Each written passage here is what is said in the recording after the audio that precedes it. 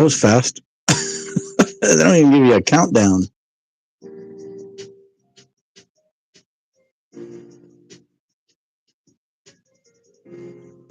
Anyway, hello guys, and welcome to another episode of Pint Time with Backpacker Mike. All right, special shout out to the Rudians, Rudians. Check them out on YouTube right here. Search Lion in the Jungle. You will find them. Give them a like, follow, subscribe, and a share. Tell them Backpacker Mike sent you. So today is episode 237, things in the United States that freak visitors out. Certain things that we do here that people who visit here don't really understand.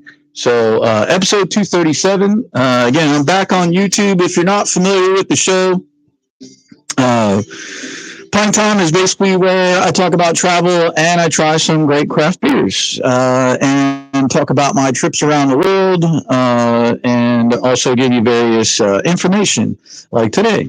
Some things we do here in the United States that freak some people out. So I have my YouTube videos playing behind me. If you're not subscribed, please give me a subscribe. And check out my playlist. Separated out by country that I visited. All right, so I have two craft beers that I'm going to try for you guys today. And normally when people are on, I have you guys pick which one you want me to try first. But since we're unless that's Yoshi on, I don't know. But anyway, these are the craft beers that I have to try for you guys today. So this is by Urban Artifact Brewing Company, and Urban Artifact is out of Cincinnati, Ohio. This one is called Cappy Snacks Fruit Ale. It is a fruit punch Cappy Snacks by Urban Artifact out of Ohio. It comes in at 5% on the Richter scale right there. It's obviously cold, like right out of the fridge. So there we go. And it's supposed to taste like fruit punch, apparently. Then the other one that I have to try for you guys is by Dew Claw Brewing, which is out of Ewing, New Jersey. I've had a bunch of Dew Claws on the show, and I really do enjoy the Dew Claws.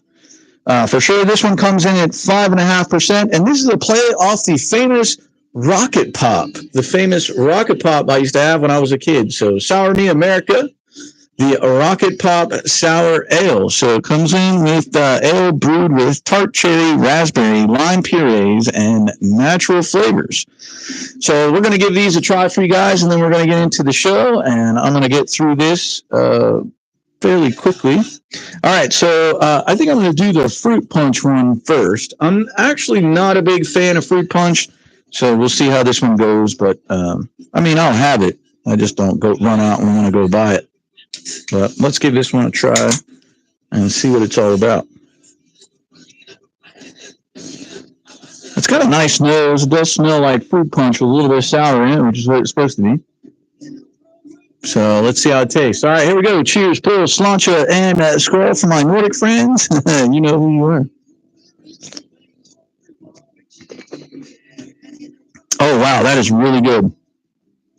Again, if you're new to the show, this is Pint Time. I try craft beers, tell you about them, I give them a grade, and then I talk to you about travel. Like today I will be talking about things that we do here in the United States to confuse people who come here to visit from outside the country. So I'm going to give you guys some of those. So especially if you're from outside the United States, you may be interested in this one.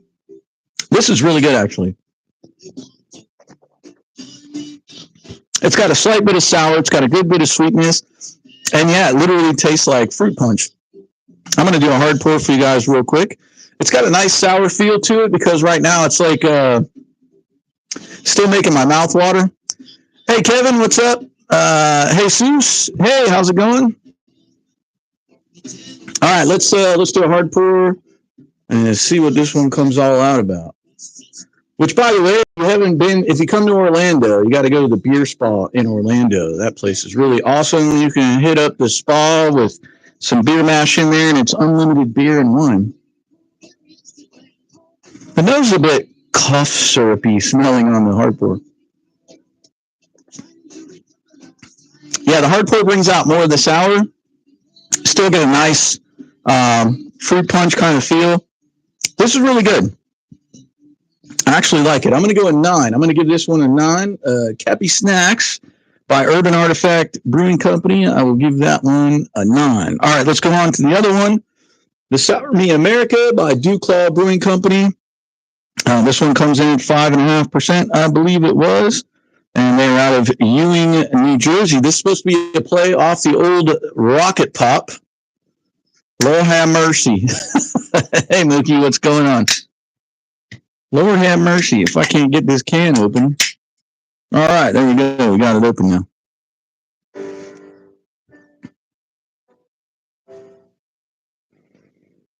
Not much on the nose, actually. Again, this is a Rocket Pop Sour Ale, so it's an ale brewed with tart cherry, raspberry, and lime puree.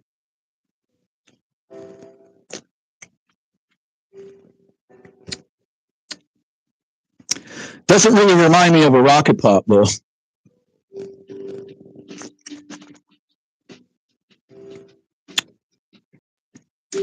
Not a big fan of that one. Let's do a hard pour to see if it changes anything. Kind of see what it looks like. There you go.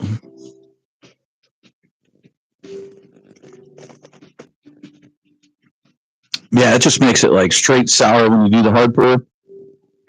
I think the lime puree is actually taking over the cherry and the raspberry flavor. It's not bad. It's fairly solid. I'll give this one a 7.5. 7.5 out of 10. All right, there we go.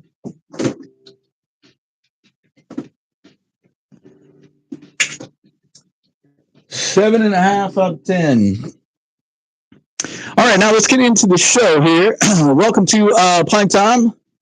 Bridget, what's up? Welcome to Pint Time here on YouTube. So let's get into the show. Episode 237. It's things that we do here in the United States to kind of freak people out who come from outside of the country here to visit. So first one I want to talk about is our greeting. Our normal greeting here, more often than not in the United States, is, how are you? When we really just mean hello. So, like when you're at a store or something in the United States and you're checking out, the cashier may say, how are you? They're not really looking for a detailed response, or just simply looking for a simple question, a simple question requiring a simple answer. Basically, I'm good. That's what we normally say. I'm good. However, if we say that to someone who's outside the United States, like in Europe or something, they may proceed to tell us a detailed story about their entire day. And that's not necessarily what we're looking for. So more often than not in the United States, we always say, hey, how you doing? And everybody says, oh, good. You? Oh, not too bad. And then that's it. That's our greeting. So there you go. Hello, hola. All right, the next one is smiling at strangers. For some reason, Americans really are quick to smile at somebody that they don't know when they're walking down the street or in a restaurant or something like that, or down the sidewalk, etc. And this practice can catch some people who visit here off guard. And it usually takes like several hellos or several smiles or whatever for people who visit here to understand that that's just common for us to smile at each other. And I did that a lot when I was traveling too. I would just smile at random people. Sometimes I get a weird look. Sometimes I get a smile back. But generally, a smile is just a universal language for people to sort of communicate. All right, the next one is flying our flag everywhere. Here in the United States, we have a country pride or whatever. We like to fly our flag, not just during the 4th of July or Veterans Day, but a lot of people here in the States, including businesses, have flag poles. All the banks have flag poles. All the post offices have flag poles. It's all pretty much required. And so you'll see the U.S. flag flying all over the place while you're here visiting, which you won't find commonly in many other parts of the world. So there you go. All right, the next one is that we rarely take a vacation. And that is because in most countries outside the U.S., holiday and vacation time is mandatory and could be 6 weeks to months off if you're from outside the country. But here in the United States, there is no federal law requiring that businesses must give us holiday or vacation. And now it's common practice for most businesses to give employees a week of vacation during their first year. And then after that, like several years after that, like 5 years, you might get, 3 weeks vacation. 10 years, you might get, 4 weeks. So who knows? But the most I've ever seen is like 5 weeks of vacation time for the entire year, whereas other countries get a lot more than what we do. The next thing on the list is actually getting free refills. Like if you're at a McDonald's or fast food place or even at a restaurant or something like that, they offer free refills, and people who come to visit here don't really understand that, because when I was traveling, and especially in Europe, there was really virtually just one size of drink. It was about a medium size, I would say. And that's what everybody got. And you got one. So like if you went to McDonald's, you got one. And if you wanted to get another one, then you had to pay to get another one. Whereas here in the United States, you can just go refill it as many times as you want. You get free refills. Also over there, you won't find like large drinks, really. You won't find like the big gulps we have here in the States at the convenience store at Circle K or whatever, or 7-Eleven. You won't find big gulps. You won't find supersized stuff. Even at McDonald's, you won't find supersized meals there and things like that. So that's a whole other thing that you learn when you're traveling. Also, another thing that kind of throws people off, another thing that kind of throws people off when they come here to the United States to visit is that we have 24-hour restaurants. 24-hour restaurants, which you don't find in very many places around the world. And so when they come here, us here in the United States, we like to eat whenever we want to eat.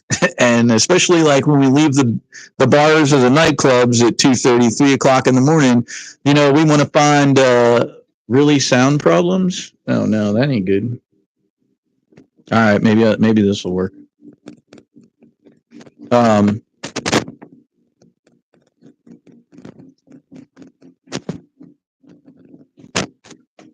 I'm glad you said something. I'm glad you said something, because maybe that might work. I don't know why we have those problems. Anyway, yeah, we, especially when we get done at the bar or anything like that, we generally, want to go out somewhere to eat after. So we might go to a restaurant called Denny's or IHOP or something like that might be open 24/7, and we get our food. Hopefully that's better.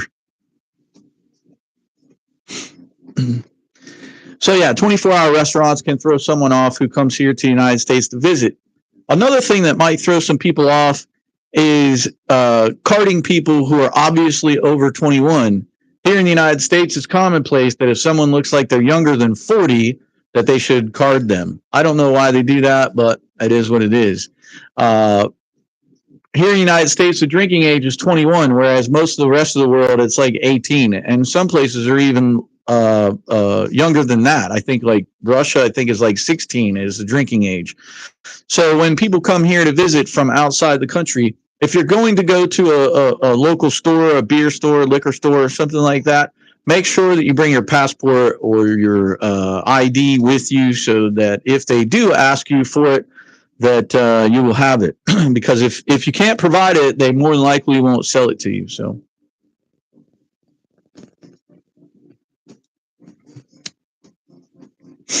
All right. The next one is having drive-throughs. Having drive-throughs. Here in the United States, we have drive-throughs. We have drive-through restaurants, drive-through liquor stores, drive-through beer stores. We have drive-throughs at our fast food places, and that isn't commonplace outside the United States. Especially a building that you can drive through and pick up alcohol or something like that, like our beer store, our drive-through. You can pick up chips and snacks and alcohol and beer and all of that stuff. So that's not commonplace outside the United States. So when someone comes here to visit, it might throw them off a little bit, but have some fun and go through a drive-through for the first time in your life while you're here in the United States. The next one is shopping at pharmacies. Now, when you go to a pharmacy overseas, it's all, pharmacy stuff and, medical supplies and things like that. Normally when they go to a chemist outside the United States or a pharmacist, they're going there to go get medication and that's it. They don't really sell much anything else. You might see sunscreen or something like that there, but they don't have all of this stuff that you could just do a whole grocery shopping trip to, like we do here in the United States. So like CVS or Walgreens or various other ones are our pharmacies here in the United States. And when you go in there, you can buy everything and anything from clothes to snacks to cosmetics to all kinds of stuff.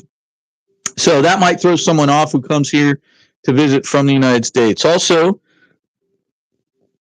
getting constant water refills. Now, I will say that more often than not, when you're traveling, especially in Europe or whatever, you have to ask for water. I'd say it used to be here in the United States, it was customary that every time someone sat down, they would automatically bring them waters to start with. It's not so much commonplace anymore. However, there are a lot of places you'll go to and they will do that still, but you have to ask for it. Now, when you're traveling, though, more often than not, you have to ask for water. And what they'll do is they'll bring you a large bottle of water, like an artesian water or something like that. And that's it. And you'll get that. You can also pay for special water. Like when I was in Spain, you could get con gas, which is like, carbonated water, basically. Stuff like that, which is, they drink a lot of that over there, like mineral water and things. So yeah, they kind of shocked about getting constant water refills because, I don't know if you guys are like me, but when I'm eating, I always have to have something to drink while I'm eating. All right, and the next thing is putting ice in everything. You'll notice that if you travel other places, you won't get ice automatically in the drink unless you ask for it. So like sometimes when I was traveling and in Europe, I had to ask for like a soda with ice. Because otherwise they would just bring me a cold soda, or out of the fountain it's already cold, so they just bring you the cold soda with no ice in it. Sometimes you have to ask for ice. Now there's certain countries that have water issues that you may not be used to, so you don't want to get ice anyway. So that's probably why a lot of times they'll just serve things without ice. So you have to ask for it. Remember to ask for ice when you're traveling. Also going big on tipping. Tipping here in the United States, while it's not required, it is customary or sort of expected. But it's one of those things that visitors coming to the United States might not understand, and they may spend a little bit more money than what they budgeted for. You can drink beer 16-year-old in Germany, and with your parents, 14 years old. Okay, there you go. Yoshi, my man. I just realized that was you. I saw Beecher, but Bridget and Beecher kind of blended together there for me. Anyway, yeah, most other places is like 16 or 18. So it used to be, cover the drinking thing a little bit here in the United States. It used to be 18 you could drink. You couldn't drink hard liquor, but you could drink what was called 3.2 beer, which is 3.2% beer. A little lighter than the normal light lager today, which is like 4.5 or 5. So you could drink like 3.2 beer. Then it was probably back in like 77, 78 or so. They bumped it to 21. So we've been 21 years old ever since for that. And it stayed 18 for tobacco. And then a few states have changed it from 18 to 21 now. So in some states, you have to be 21 to get tobacco now. So, which is pretty crazy. But yeah, I noticed that, Yoshi, when I was traveling, it was like a lot of places were like 16, 18. And that's like to drink anything and everything. I think Russia is 14, but yeah. So yeah, the tipping thing. So when it comes to the tipping thing, when you go out to eat, not like if you go to a McDonald's or anything like that, but if you go to a restaurant where you're served by a server or a hostess or whatever, if their service is good, there's different parameters that we do here in the United States. Like if you're a local, if you get a decent service, it was okay. Customary is like 10% of the total bill. So say the bill is $30, then you give them a $3 tip.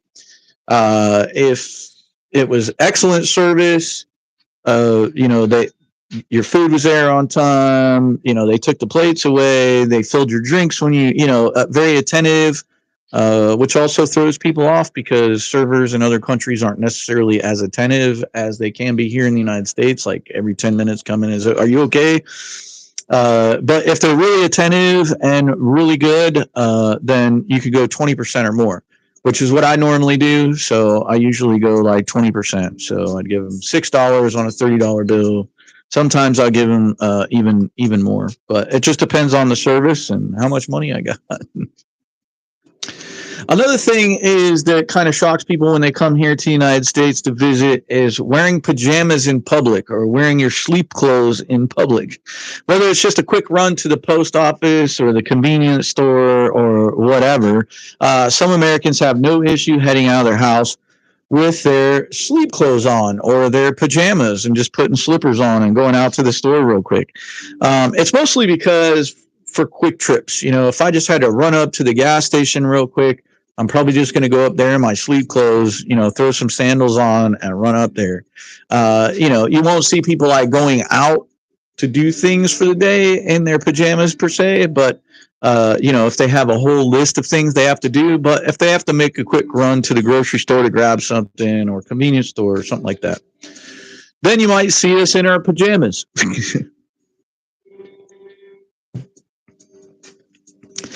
All right, the next one is keeping eggs in the refrigerator. And this is something that I had to get used to when I was traveling, is that when you are traveling in Europe, per se, and you go to the store to get eggs, the eggs are on the shelf, like in the middle of the store. They're on the shelf. If you're from outside the United States and you come here to the United States, you will find that our eggs are in the refrigerator section, so they are cold. Uh, the reason being is that we put our eggs here through a vigorous wash before they're packaged and shipped off to the store, which then removes all the protective coating that is on the eggs, which then it allows bacteria and stuff to get into it. If you leave them set out on a counter for too long and get too warm, then you could get a type of bacteria in them. Whereas now we have a lot of people here in the United States now are really getting into like having chickens and having their own eggs and all of that stuff. So there are a lot of people that you can get farm raised eggs that aren't washed, and you can leave those set out on your counter for 2 weeks or more, and then you can put them in the fridge and get another couple of weeks out of them after that if you wanted to. So, but yeah, that was one of the things that kind of blew my mind when I was traveling for the first time, as I was walking through a grocery store and or market, and I saw the eggs like just chilling on the shelf. I was like, that's different. Okay.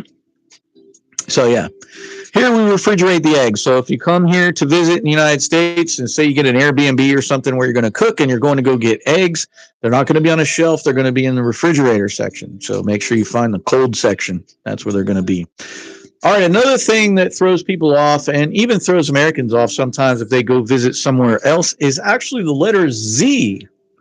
We say Z like as in Z, whereas most of the rest of the world says Z because that's the way it used to. I believe that's like a Greek, Latin term. There's Z.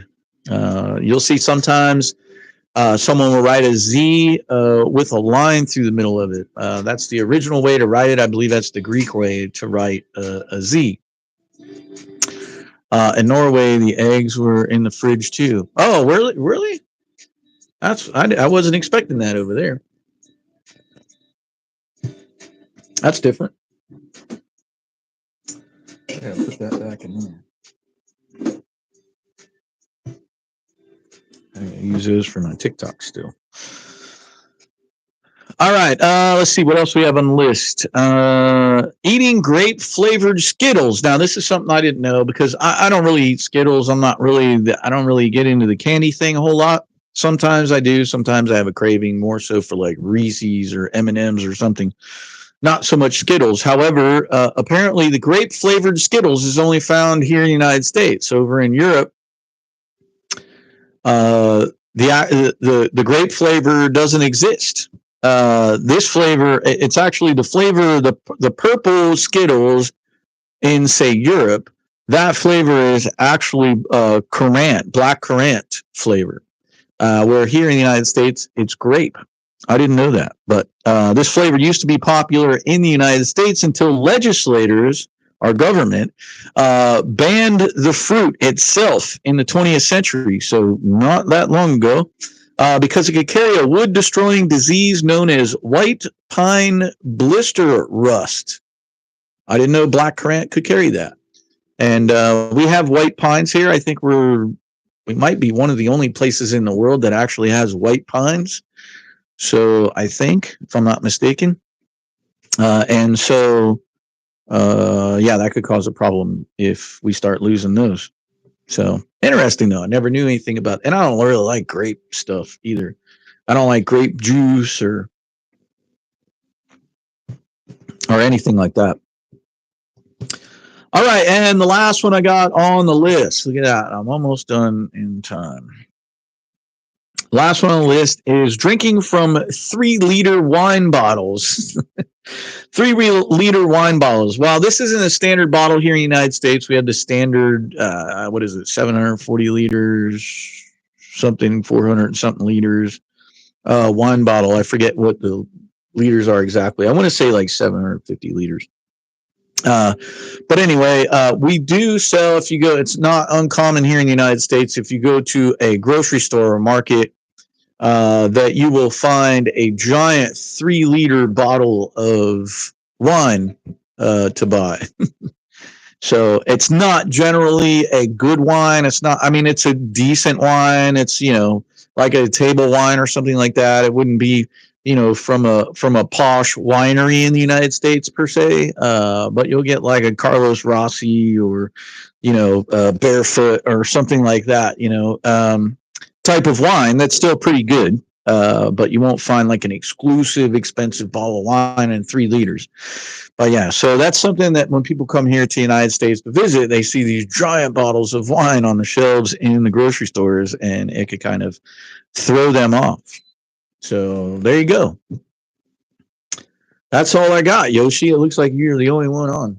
Hopefully the sound thing fixed itself.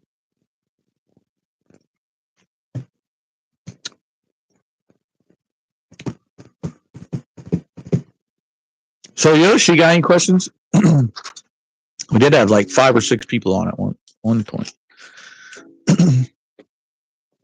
But that's cool. I'm just curious what the delay is. I know like Facebook and Instagram, the delay on the responses is like 20 seconds. I don't know what it is on YouTube though.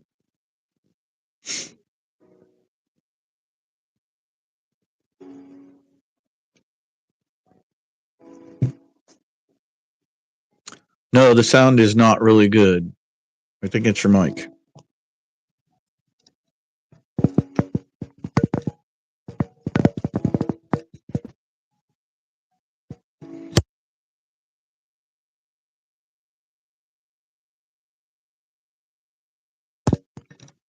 I'm just going to have to get a better mic. I don't know what else could be. I got some feedback from my headphone wire earlier before I started. Yes, the delay is big on my phone, bigger than the PC. That's interesting. The delay?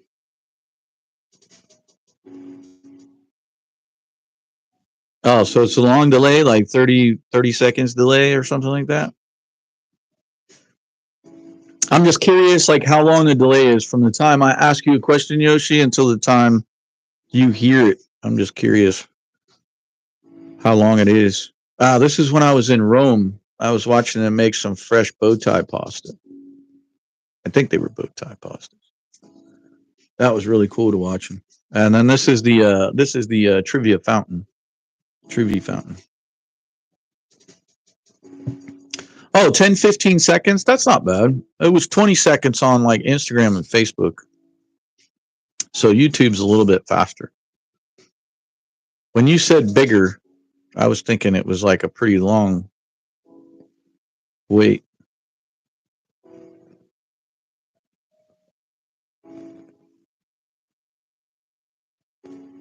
Yeah, this is the free walking tour. I took a free walking tour when I was in Rome. It was really good. It was an amazing tour. That's my tour guide right there. She was amazing. I gave her like 20 euro. It lasted about like 3 hours.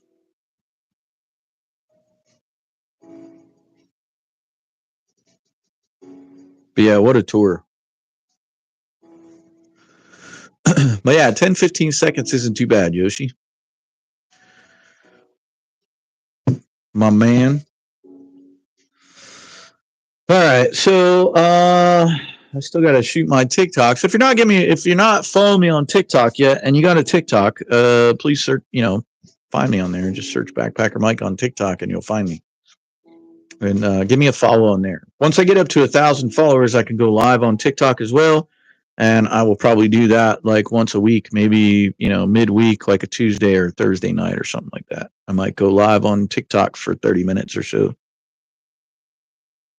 And do a TikTok pint time that will be separate from YouTube and Facebook. Anyway, yeah, this is the Pantheon in Rome. Really interesting history about this too, and like how they set everything up, like with the sun and how it reflects on certain things at certain times of the year. And they thought it was like a bit of a clock type thing, like a seasonal clock. It was really cool the way they built it. Anyway. All right. Well, I guess I'm going to get off YouTube here. Yoshi, I don't know if you're going to make it over to Facebook or not, but I'm going to try to get over there. Hopefully you can get over there. If not, I totally understand. Oh, yeah. This was the crypt of Raphael, the painter.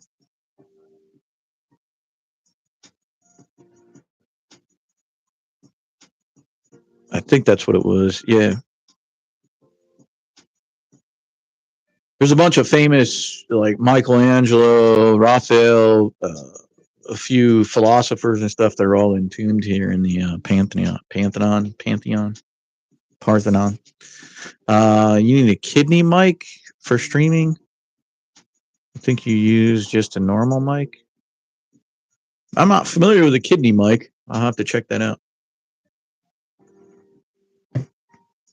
This is a podcast a podcast microphone. I've had it for a while though, and it's not like a high quality, really high quality one. See, how about that? Maybe if I take that off of there.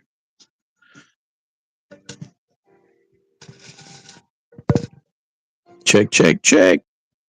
I will explain you on Facebook. Okay. I'm just curious if I leave this off because it does seem like a lot clearer when I don't have this on there. I know this is supposed to be a diffuser. Just curious. This is the Tomb of the Unknown Soldier in Rome. Very cool. I feel like everybody's got one of those. Yeah, I don't know if maybe that was it or not. That's a little bit of a difference. Not much, though. All right, sounds good. I guess maybe I'll leave that off just to see what happens.